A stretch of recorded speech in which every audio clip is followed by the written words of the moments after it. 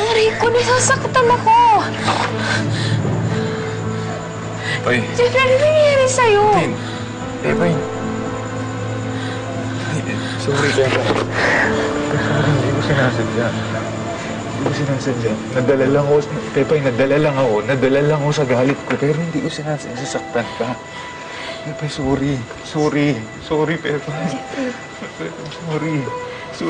Dala lang ako. Pepay, sorry. Hindi ko sinasadya talaga. Hindi ko sinasadya. Pepay, hindi ko sinasadya. Saktan ka. Jeffrey, maintindihan ko. Tama na. Sana maintindihan mo rin ako. Ha? Pepay, sorry. Gusto ko lang maramdaman na mahal mo rin ako. Siguro kaya ako nagkakaganto, kaya mabilis akong magalit. Magtampo kasi gusto ko yung pagmamahal mo. Pepay, please. Patawarin mo ako. Maintindihan naman kita. Sana maintindihan mo rin naman ako. Pepay, salamat. Pinatawad mo ako. Kaya mo. Pepay, babawi ako. Babawi ako sa'yo. Sorry.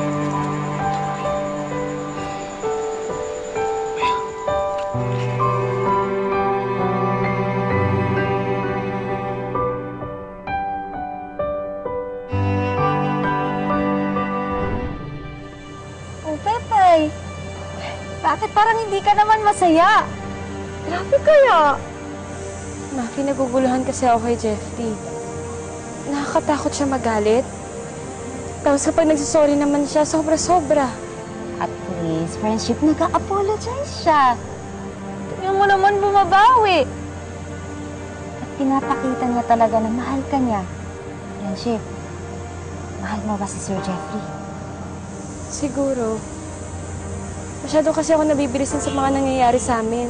Anong siguro, friendship? Siguraduhin mong mamahalin mo si Sir Jeffrey, ah.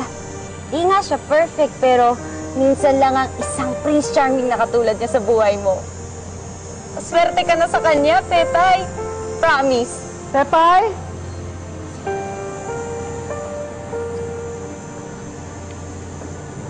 Andito ka na naman, Mafi. Pepay, aalis kami ng Tito Jojo mo. Ipinaalam ka sa akin ni Jeffrey para sumama mamaya sa kanya sa event. Pero tatapusin mo muna ang trabaho mo bago ka kumirente sa nobyo mo. Naintindihan mo? At ikaw, umuwi ka na para makatapos agad yan.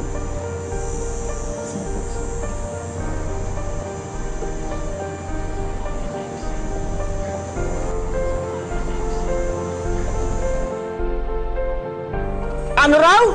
Nobyo ni Princess si Jeffrey? Paano na sa Elpino? Alam niya ba to?